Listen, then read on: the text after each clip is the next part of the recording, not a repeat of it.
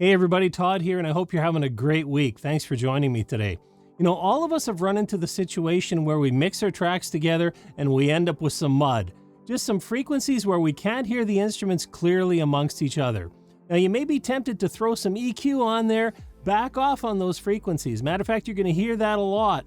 But I'm going to tell you that often causes more problems than it solves. So today I'm going to share with you my approach to help you clean the mud out of your mixes.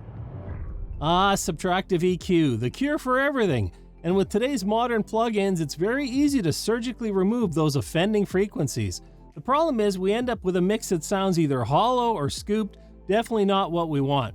So I like to go back to the fundamentals, and that's all instruments occupy frequencies across the entire spectrum. And so we have to realize they compete with one another. But the good news is they all don't need priority in the same place. And this is one of the fundamentals of mixing, is that we need all of our instruments to peacefully coexist across the entire frequency range instead of beating one another down or trying to outdo each other. And so subtractive EQ on the mix is not the solution for this. Let's take a look at my approach and hopefully it'll help you out. Now, to walk you through the steps, I went ahead and loaded up stems here from my royalty-free music provider. And when I think I hear mud in the mix, right away I start looking around the frequencies in that 200 hertz range, 150, 200, 300, 400, that sort of area. Now, I'm going to let you listen here, and I've got the spectrum analyzer so you can see.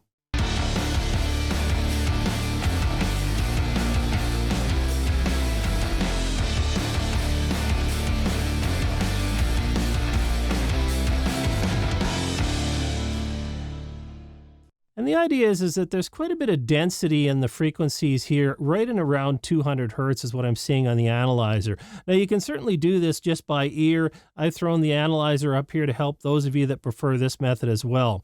So again, the most typical way people will deal with this is to just go ahead and throw an EQ up on the mix bus. So I've got a bus here set up for that. I'm going to go ahead and open up Pro EQ, just the stock EQ, and I'll show you what I mean.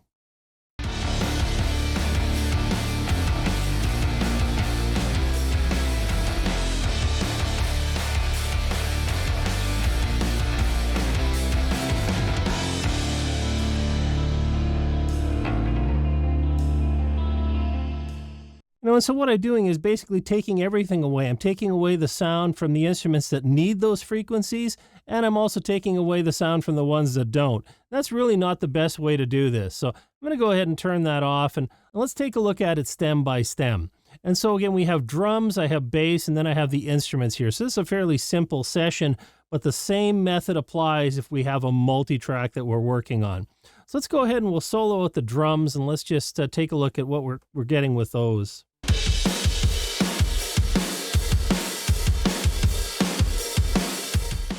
Of course, my snare drum is sitting right in there, and you see I'm getting quite a number of frequencies that are tied directly to it right in that area.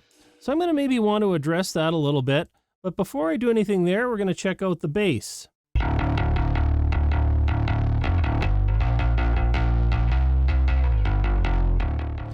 You see, we don't have as much in that area.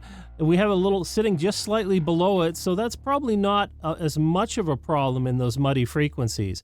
And so right away, I'm not as worried about bass. We'll still take a look at it, but just something to be aware of.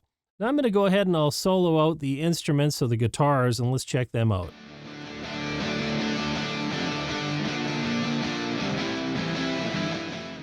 And you see a lot of those frequencies are wanting to live there in and around 200 hertz or just slightly above that. And so that's showing me, and in this case, the guitars are really leading the song, right? We have drums keeping the rhythm going, the bass is in the background, and the guitars are really at the forefront here. So they're I'm going to give them priority, essentially. And so let's go ahead and make a few changes. And so to do that, I'm just going to go ahead and throw the built-in stock plugin for EQ here, the Pro EQ, on the drums, and we'll solo out the drums here so we're not getting anything else. Now we'll take a listen.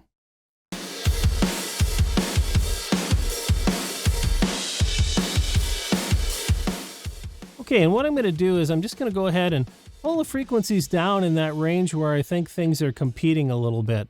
Just let it pop back to the beginning here.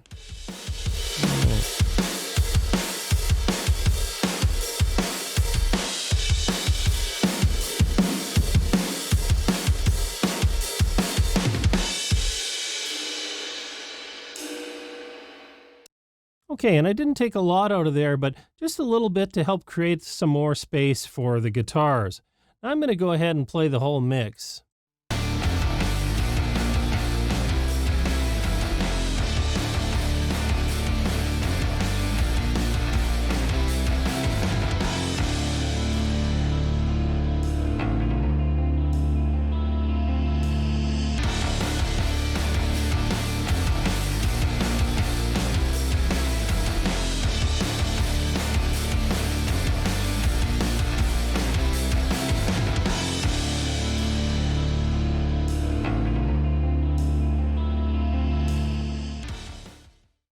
Okay, and we're starting to make some progress there.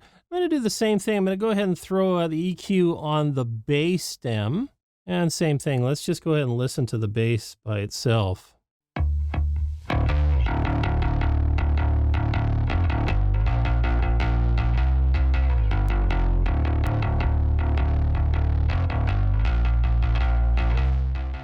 going to make this a lot narrower, the adjustment here. I'm going to just slightly remove some of the frequencies adjacent to where we have most of the problem. Of course, guitar is going to be working across a wider range of frequencies here, so I'm going to make a little more room with the bass here for that. And so we'll just go ahead and do that. And once again, the same approach here. We'll see what it sounds like with everything in the mix.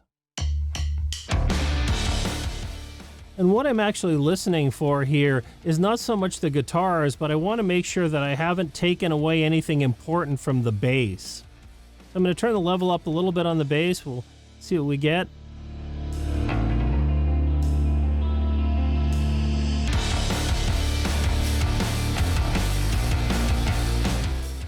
See, now that I've taken a few of those frequencies away, I can actually bring the bass up a little bit. Not much, just a few dB. Okay, and lastly, I'm going to go ahead over and throw an EQ on the instruments or guitar part. And once again, I'll just use the built-in stock plugin here in Studio One.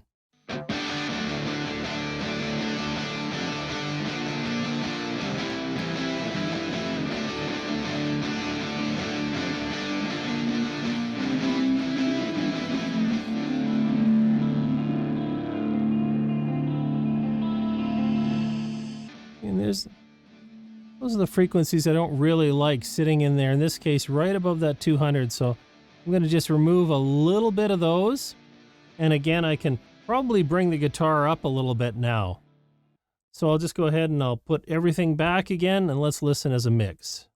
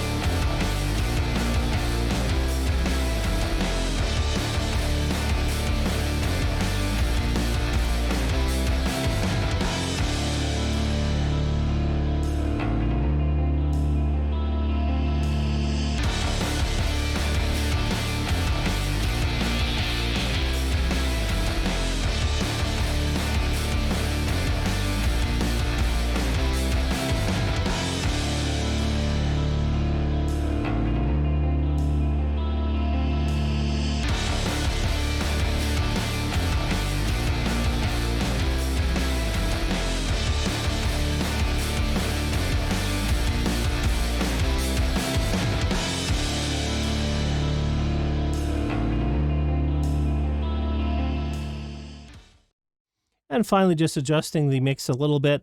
We get everything to sit again as we want it to. And even though this is far from finished, I want to give you an idea of the before and after so you can hear the difference it makes when instruments aren't competing as much with each other and we give the priority to the ones that need it.